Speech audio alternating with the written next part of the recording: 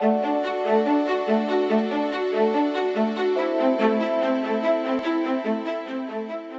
Lee Jones. I'm the Associate Dean for Student Affairs and a Clinical Professor of Psychiatry and Behavioral Sciences at the University of California, Davis. And we're talking this morning with Dr. Mitch Lunn, who is a Clinical Fellow in the Division of Nephrology in the Department of Medicine at the University of California, San Francisco. Good morning, Mitch, and thank you for joining us. Thanks for having me. So maybe you could start by defining inclusiveness in the context of academic medicine. Sure. So, the AAMC and the Group on Diversity and Inclusion defines inclusion as a key element, a core element for achieving diversity in a medical center. And to do that, it involves nurturing the institutional climate and culture through educational programs, policies, and professional development. And personally, I agree with that definition, but for me, it ends up being a little bit more than that.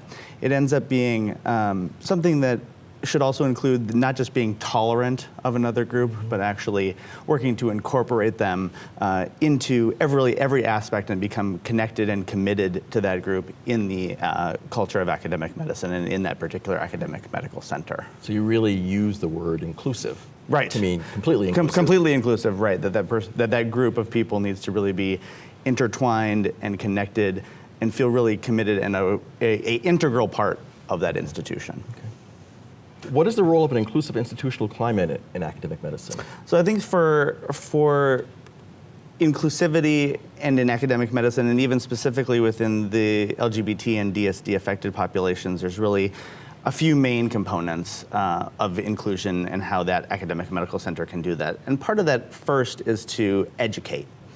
The second part is to protect against mistreatment and bias. The third part is to promote equality or promote that group's integration into the culture and climate of that institution. And the fourth part, which I think is pretty important and one that we don't necessarily talk a lot about, is provide a patient care environment that's also welcoming and inclusive.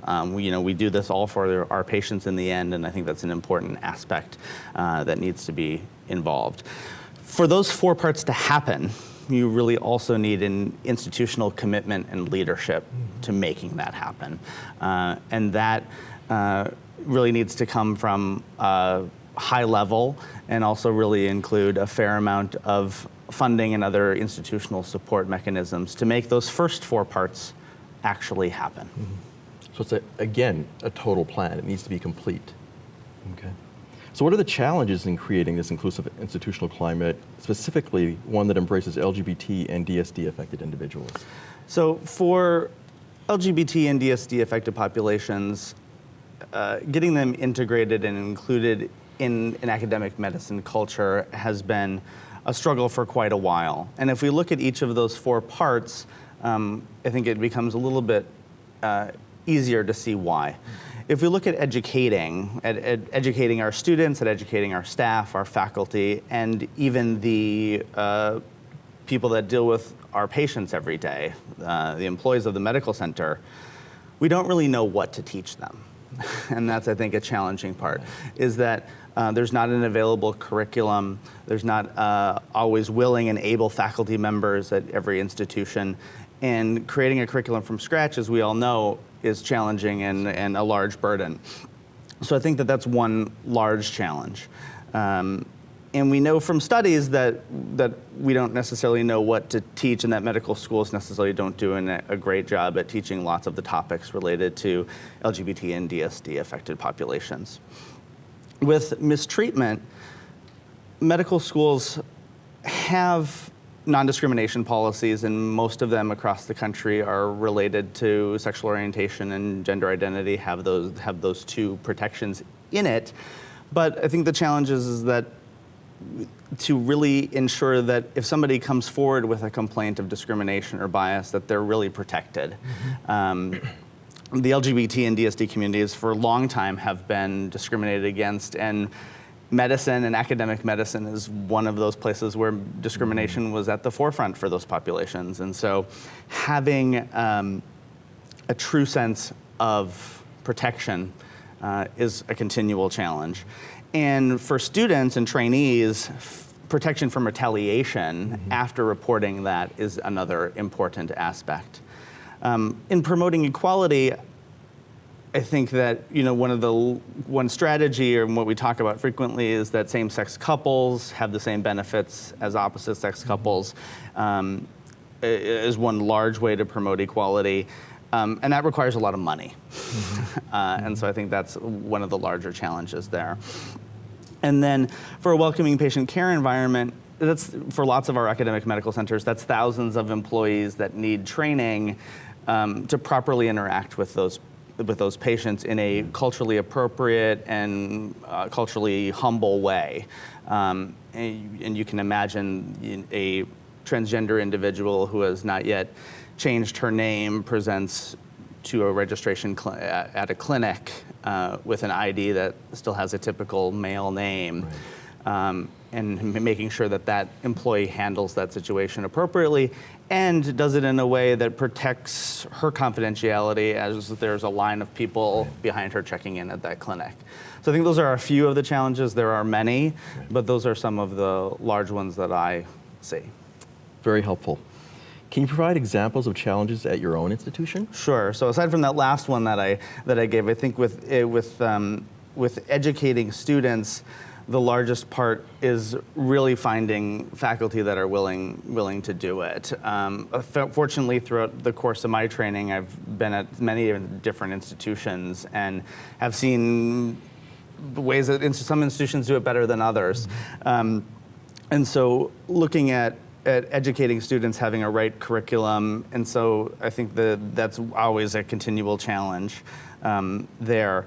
For mistreatment, we've definitely seen challenges of people not even knowing that the non-discrimination policy exists, or, and then we now know from the graduation questionnaire that that's becoming less and less of an issue, but I think what's becoming a larger issue is they know that the policy exists, but they don't know how to report on it. And so I've definitely had several issues, including a personal experience where I needed to report an incident of bias and didn't know the proper way to do that. Thankfully, I'm loud and outspoken enough that I just went to somebody and told them, but and I wasn't really concerned about my protection in that case, but there really wasn't a clear policy, which I think is the other important method. And then supporting equality and looking at other challenges to that, aside from the financial concern, is really the institutional buy-in. And I think a lot of institutions now are fully understanding diversity in a broad sense, that is including things more than just race and ethnic minorities, but also including LGBT and DSD and disability and many others, right? That now the institution is finally developing a leadership track and leadership organizational structure to include diversity there. But in many institutions, it's why is this important, and who is going to lead it? What office does it fall under? Who's going to be the high-level person that's supposed to take it on? It's an extra responsibility for them. It's yet another thing. Right. So leadership and championship become very important. Very critical, right. Okay. So what are strategies for creating an inclusive institutional climate, and specifically one that embraces LGBT and DSD affected individuals? So using that same framework that I gave you of the 4 major areas of educating, protecting against mistreatment, promoting equality, and creating a welcoming patient care environment, I think in each of those there's a variety of strategies that we can use. And what I always tell people when they come to me and ask how we can add more LGBT and DSD affected content or create a better institutional environment, I always tell them start with the low-hanging fruit, right? This is if you do it all, it's a huge project and undertaking that I think is actually probably better done in a small kind of piecemeal, and start with the easy stuff first, right? Yeah. Exactly.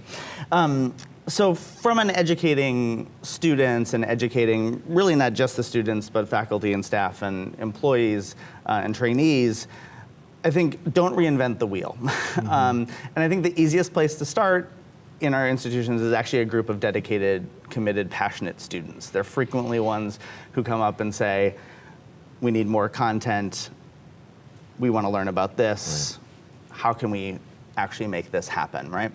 And I think as I mentioned, to a faculty member who doesn't necessarily know a lot about it, but is at least committed to the cause, that is still a huge burden, because they're like, well, how am I going to learn how to teach about all of these things that you're wanting to know about, right? And so I think that there's a variety of ways to do that. And one is to look at what other institutions use and borrow/steal from your friends elsewhere. The second part is there are lots of conferences across the country that can give you more material, or at least help you network with other educators. So those are obviously conferences by the AAMC, both at an annual meeting as well as the GDI's meeting, but also LGBT-specific conferences like the Gay and Lesbian Medical Association, or GLAMA. And then the other part is use the existing curricular resources that are available. Things like MedEd Portal from the AAMC are now having more and more materials related to these populations. So I think that's one aspect there. From the strategy to improve the protections against mistreatment are first to make sure that you have a policy against that, and a procedure for reporting. And it even ends up being a little bit more than that about, how are you going to protect whomever comes and reports an incident of bias, right? Is that actually if that person's a student in their clerkship and that was their attending who committed this alleged incident, and that's obviously a large concern for that student's evaluation, that may not need to be fed back to that faculty member for months or a semester later, and can still have some benefit without jeopardizing that student.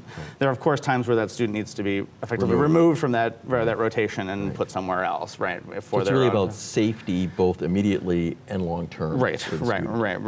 And so having those policies, and then policies and research and everything we do is nothing without communicating it, right? And so I think that's the larger issue, is that we always say that we have these policies, and you can read them on page 47 of your handbook, and nobody reads page 47 of the handbook. And so it's really, clear ways of easily accessible information and how to report on that. From a improving equality standpoint, I think the issues are, why the strategy is who's going to champion that, as we've discussed, and who is going to be funding some of those issues. And so that's really an institutional leadership. And I think that understanding why this is important is, I think, another aspect. So we know from the racial and ethnic minority literature that students who are not part of those racial and ethnic minorities that are in a medical school actually end up providing better patient care for populations that they are not a part of. And so if they're with students that are more diverse in terms of, say, Hispanic and African American, even the white students at those medical schools provide better patient care to those specific minorities. So diversity in and of itself furthers the cause. Most definitely, right, exactly. And so part of that promotion of equality really then ends up needing to study yourself, and that medical schools need to actually start studying themselves. So we know, we ask race and ethnicity questions on the medical school application on AMCAS. We asked it on ARIS for residency and fellowship applications, but we don't ask sexual orientation, we don't ask gender identity. We ask gender, but not gender identity. And so maybe this is the time when we need to start thinking about doing things like that. And if we don't ask it on kind of those national AAMC sources, it can be asked on an institutional level to start evaluating why things are working or not working. And if they're not working, we need to figure out why, right? And then the other strategy for improving a welcoming patient care environment is obviously largely challenging, because there's usually thousands of people that are needing to have some sort of education around that. And those strategies include using some free trainings, which are available from the Human Rights Campaign Foundation through the Healthcare Equality Index. So there's some free online trainings that you can make your employees go through, right? And I think even simpler ways to do that are displaying symbols that are known to be welcoming to the LGBT and DSD community. So I think for the LGBT community, that's very commonly the rainbow. And so a rainbow sticker or on name badges throughout the hospital, or even at registration desks or flyers in the waiting room and brochures saying, sharing information about how the institution is supportive and includes LGBT and DSD people in their operations, but also in their patient care experiences, are subtle yet simple and easy and visible ways of in creating a more welcoming environment. So you've given us some great examples ranging from very concrete on up to effective approaches to this. Can you provide examples of strategies at your own institution? Sure. So, for when I was in medical school, we had lots of issues about wanting to increase the amount of LGBT-related content in our education. And we ran into barriers to increasing that content, but what we got in return was actually support to create our own research group to study that. And that came with an institutional high-level leadership support from the diversity officer of the medical school, and that came with money. So even though we didn't increase our curriculum, we got something else really in return that we were able to do and use. And then in residency, the issue always was, was where do trainees fit in this? Because there's oftentimes student groups and offices that protect students, but not necessarily the same for trainees who are off busy working, hopefully no more than 80 hours per week. Supposedly. Supposedly, yes. Right. And so finding, having an LGBT employee group in your medical center is actually one way of providing a welcoming and inclusive environment that helps support and promote equality amongst the trainees who are frequently off busy doing other things, right? And then, other aspects I think include really in the promotion of equality is celebrating the things that LGBT and DSD people bring to your medical center. And that can include an award given every year to members of the community that further that cause and provide some leadership. And that can be at UCSF where I am now, that's actually done once to a student or trainee, one to a faculty member, and one to a staff member kind of every year. And I believe that's at the chancellor level. That is the isn't chancellor it? level, Which correct, right. Makes a huge statement. Right, exactly, right. No, it is. It's more than just a Office of Medical Education or something, right, exactly. And other aspects really include full encompassing of same-sex benefits, to same-sex couples, to benefits to same-sex couples as well, that are equal to opposite-sex couples, and that really ends up becoming a huge financial concern, but one that is important and one that the institution can embrace. Right. So I heard you say basically three things there. One is that it's very important to be visible. Two is ask for help because you never know where that may come from. And three, protect and give equal rights. So we've actually covered all the questions. Is there anything that we didn't cover that you think would be important for us to know? I think, sure, yeah. And I think that, these are really challenging areas to break into in some medical schools and some academic medical centers. I think people sometimes feel like they're the only person who cares about it or is working for it. And I think my advice is really to just, take a big deep breath and step out there and jump in and share with others in your community what you're wanting to do and see if you can garner, not necessarily somebody committing half of their time to this, but just to do one little part of that, right? And as the momentum slowly builds, I think that change comes about. And it's really, and that can be a long process. Change is incredibly slow in academic medical centers. But I think what's really interesting is that medicine with a capital M has been one place that LGBT and DSD people have been discriminated against historically. And it's really, instead, should be the haven from that discrimination. Right. And so part of the work that we're trying to do, we're trying to fight a little bit of bad history. Right. Right. And that takes Extra. a lot extra work, right? It takes extra work. Right. And so with keeping that in mind, I think that that's an important thing to keep in mind as you move forward and realize that you are actually changing and Right. making this a better place. So I'm hearing in that advice to avoid isolation, reaching out to others, perhaps in your local community as well as the national community, and also to start incrementally. Right. And Most definitely. take pleasure in your small successes as you Correct. build. Right. Celebrate them and share them. Great. Thank you. Of course. Thank you for having me.